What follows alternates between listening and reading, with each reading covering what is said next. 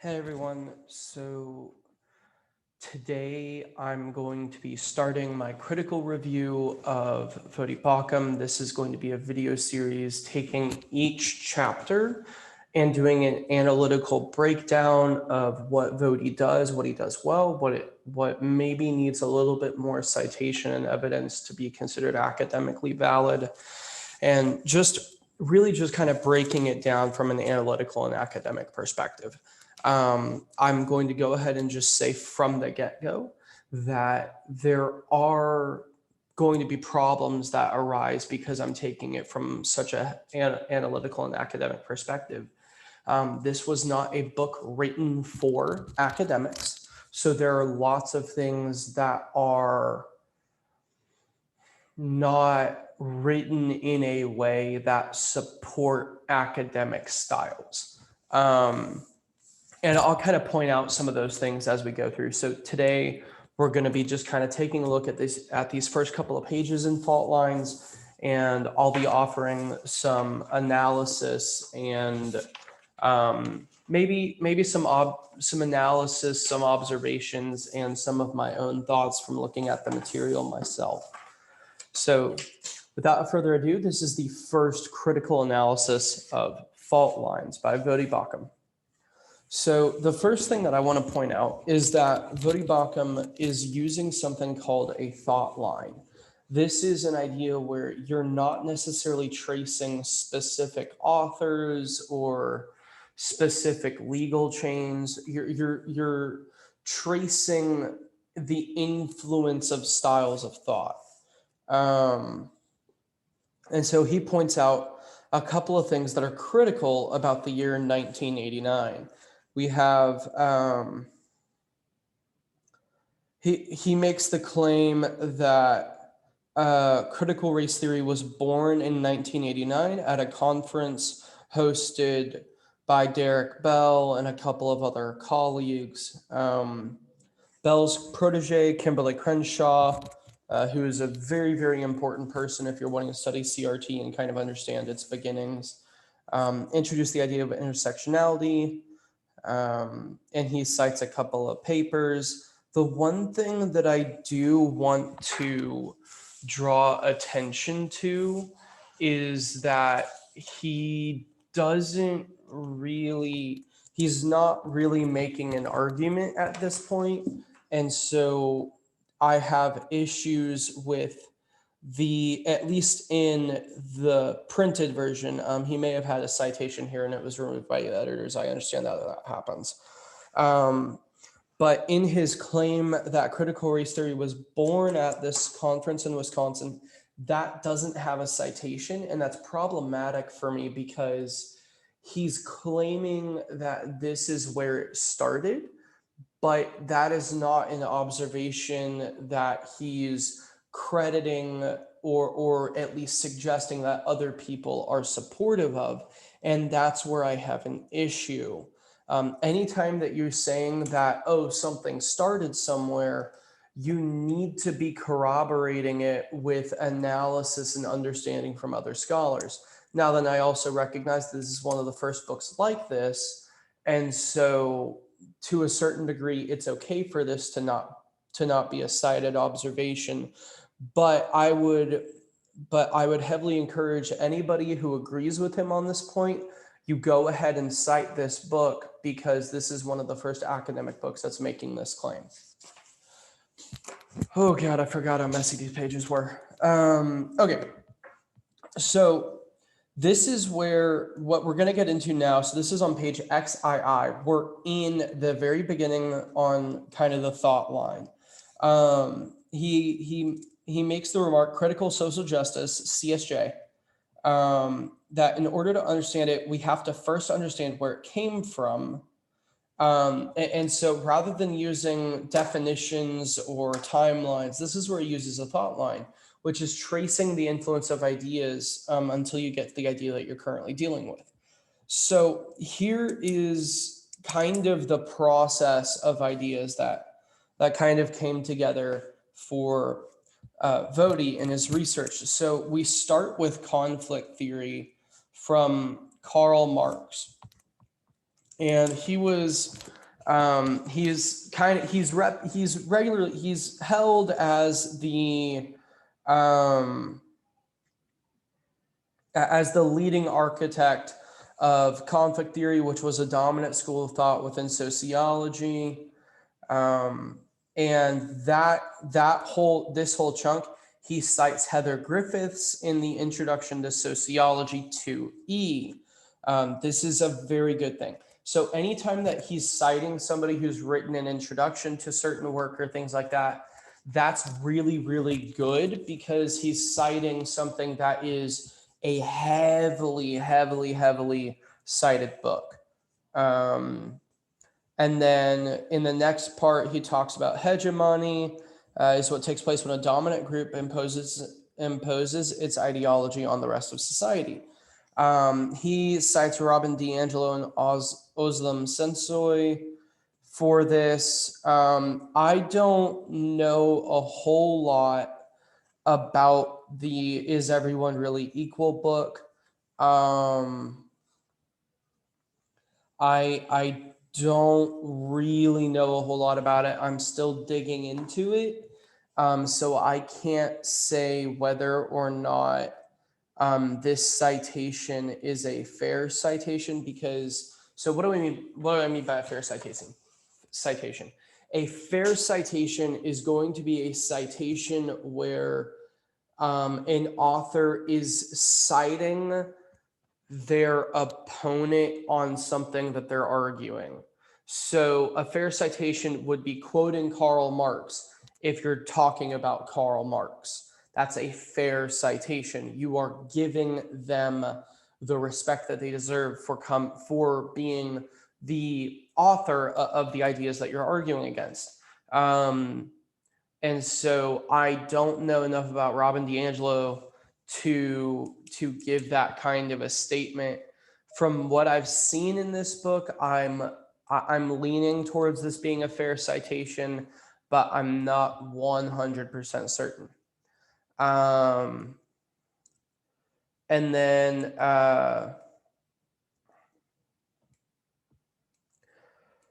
so similar thing, the next citation that pops up is on literally just the next paragraph. This is on page XIII. And this is from Dino Franco Feluga in Critical Theory, the Key Concepts. So this is a remark that comes from a complex interlocking of political, social, and cultural forces. So the original definition was kind of this dominant group imposing its ideology on the rest of society. And then Marxist Antonio Gramsci redefined hegemony as a complex interlocking of political, social, and cultural forces. So that's kind of the thought line, right? We're tracing this from conflict theory into hegemony, and now we get into the Frankfurt School and critical theory. This is one of my most heavily boxed and underlined sections of the book so far. So I'm just going to I'm going to read the passage and I'm going to talk about it a little bit. After the Marxist revolution failed to topple capitalism in the early 20th century, many Marxists went back to the drawing board, modifying and adapting Marx's ideas. While I recognize that this did happen, I would have appreciated a citation on some historical studies or analysis looking that kind of outlined what this actually looked like. I would have really appreciated those citations as an academic, just so that way I knew the historical perspective that Voddie was kind of operating on and using in his research. Again, this could have been cited originally and the editors removed it. I'm willing to allow that. But if the editors removed it, I think that was a mistake. And Voddie, if you ever watch this, I greatly respect you, but I really would have appreciated a citation on this part, on some historical studies. Perhaps the most famous was a group associated with the Institute for Social Research in Frankfurt, Germany, which applied Marxism to a radical interdisciplinary social theory. Again, I really would have appreciated a citation or a reference to a specific work that does this. He Voddie lists some names here, and that's useful. But again, I would have preferred a citation of a specific work as an example, along with these men. All right, so Voddie continues and he says, these men developed critical theory. This is an important thing that we'll talk about in a minute, as an expansion of conflict theory, and applied it more broadly, including other social sciences and philosophy. Their main goal was to address structural issues causing inequity. Now then, inequity is different from inequality. And again, I would prefer to have a citation on this because, again, what Voddie is writing is their main goal was to address structural issues causing inequity. I really would have appreciated having a critical theorist cited for this definition of the main goal. I really would have appreciated that as an academic because it helps keep things clear and concise. And again, there's just this section really could have used some citations, in my opinion. They worked from the assumption that current social reality was broken and they needed to identify the people and institutions that could make changes and provide practical goals for social transformation. I recognize that this is true, but again, it needs citations because even when I think of that, I'm thinking of specific things or I'm thinking of specific works. And so I really would have appreciated some citations on this. In order to understand critical theory, it is important to understand how the words critical and theory are used. I understand the reason he wrote it this way, but this is in academic language.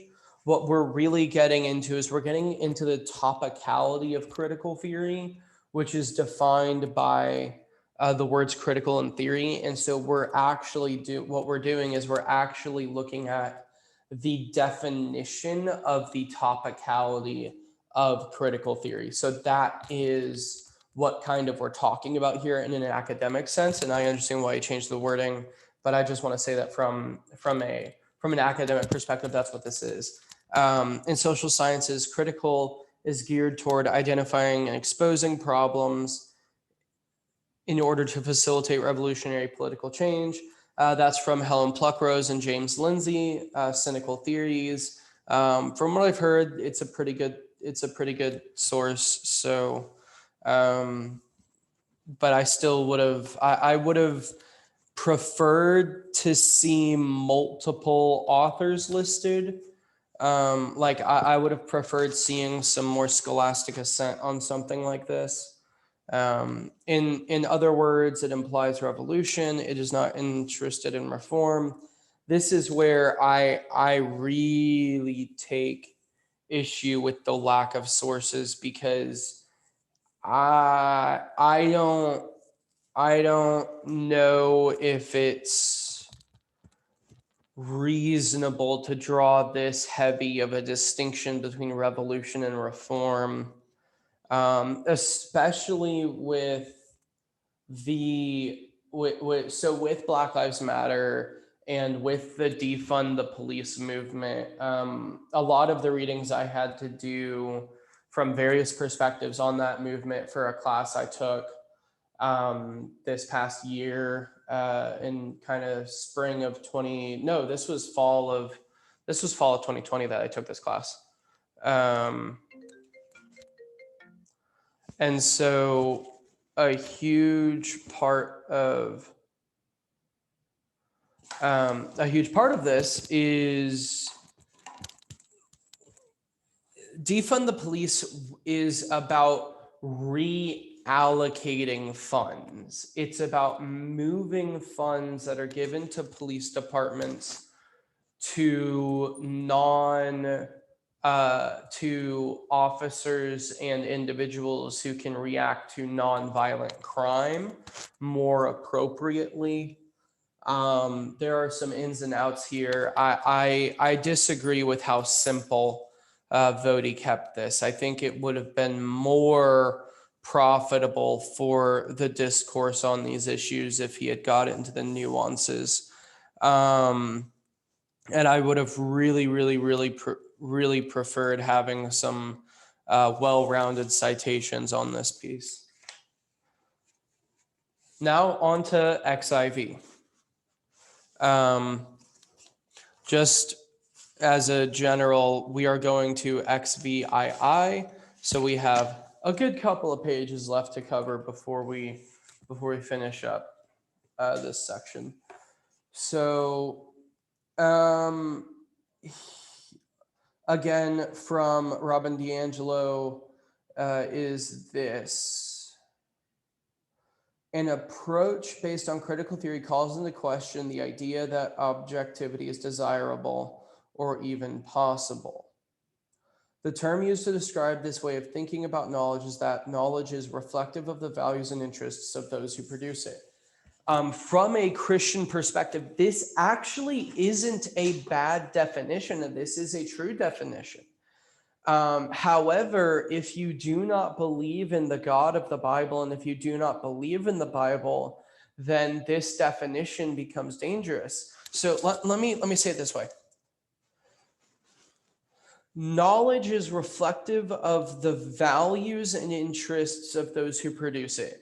If we believe that all true knowledge is a reflection of the values and interests of God, this is true. As soon as we get away from that, then we run into trouble. The word theory can be used in two ways in the social sciences, as an abstract noun or as a proper noun. So the New Discourses Encyclopedia looks at it, defines a theory.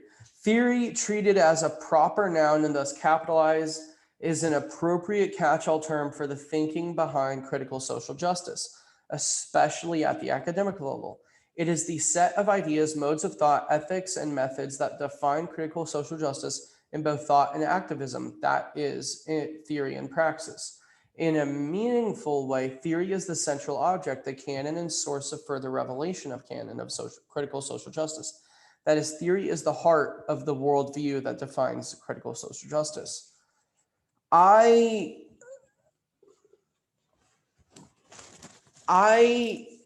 have issues with this.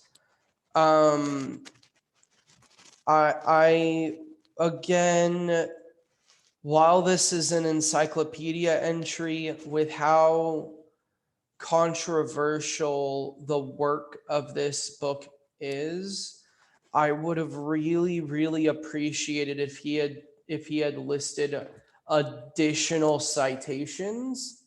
In all honesty, I really wish that this has been an academic book, because it tries for this middle ground, and there's just things that it's missing that make it really powerful and really articulate, that I really would have appreciated. So jumping over then, the individual. So this is from, according to the UCLA Luskin School of Public Affairs. This is a source of CRT. This is one of the really strong pushes for it. So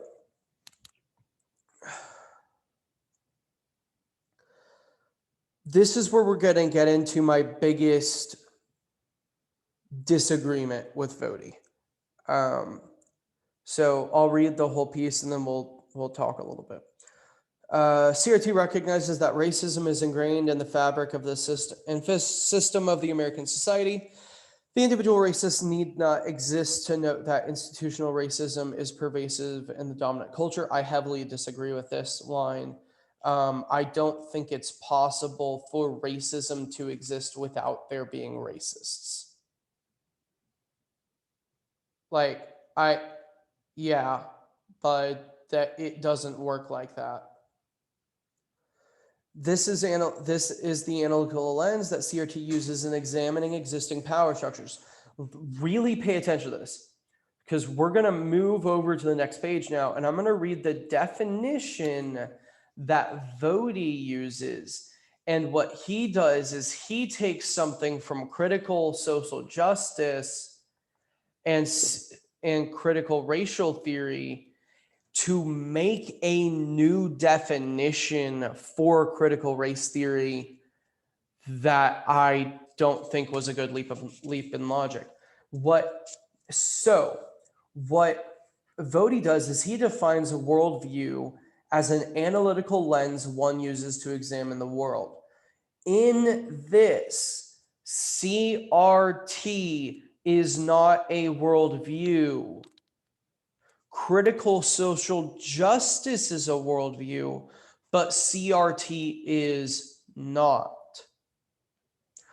By the definitions that Voddie put on the page and collected, you cannot call critical race theory a worldview. That is by his own work. That is not a good logical step.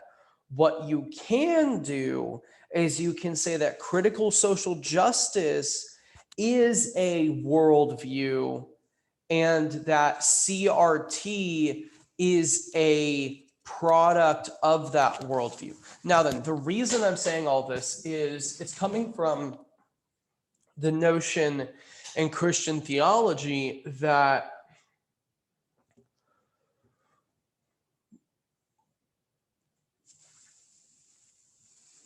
when we look at a worldview, it's a list of principles. It is definitions of how you see the world. As soon as you're only examining one part of the world, it can't be a worldview. And that's my biggest point, is that critical race theory can't be a worldview because it's only looking at the world in relation to race. It's literally fundamentally impossible for critical race theory to be a worldview because it is not concerned with the entire world. It is only concerned with systems and dynamics in relation to race. Then it's narrowed even further. It's only, in terms of the history of legal studies, it's only concerned with American law. Now then, Voddie does make a good point later on that that's not the way it is now. But what I am trying to say is that we need to be careful with our language. If we're going to talk about the world view behind that is producing critical race theory, we need to be talking about critical social justice or critical theory. That is what is producing critical race theory. That is a definitive thing. We can't talk about CRT as a worldview. CRT is a byproduct of a worldview, not a worldview in and of itself. This is, so here's the way that I would kind of give it another piece of language. So imagine, take for instance, that someone is let's say that they are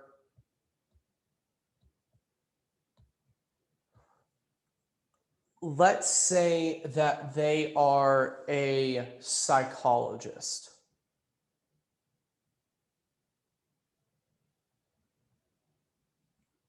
The logical move that Voddie is making would be like saying that psychology is a worldview. Psychology is an analytical field about the human mind. It says nothing about physics. It says nothing about chemistry. You cannot call anything in psychology a worldview because it doesn't care about everything. That's the kind of move that Voddie makes when he says critical race theory is a worldview. It bothers me to no end. Now we're going to I'll get into the positive stuff here in a second. Yeah. Okay. So that's everything from the thought line piece of it. So now then, what are the positive things? So what Voddie is doing is he is calling attention to the fact that most people are completely ignorant of the history of critical race theory. Do I disagree with certain logical moves he makes? Absolutely. But he does a good job of offering a history of what's happening. Let me be clear. His work on the history of this stuff is fantastic. My issue is that the driving conclusion that he's making in public interviews and things like that doesn't match the evidence of his historical analysis. And that's my problem. So this has been a kind of analytical review of the thought line. It's a very good historical piece, but there's a couple of steps that he makes in it that I disagree with. So what do we do with this? Well, for one, Voddie's not perfect. We're all not perfect. But that doesn't mean you shouldn't read it. You should read it because he makes some good points. He makes some good observations.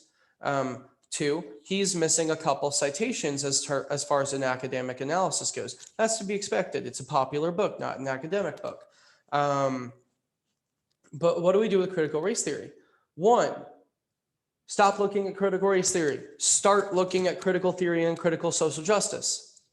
You look at that, then you can determine whether or not a byproduct of those two things is viable for a Christian worldview. That's it. That's it.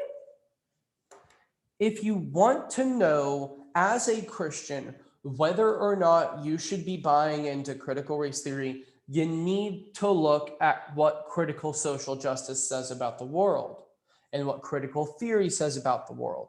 Those two things and conflict theory and the history of these ideas, that's what you need to look at.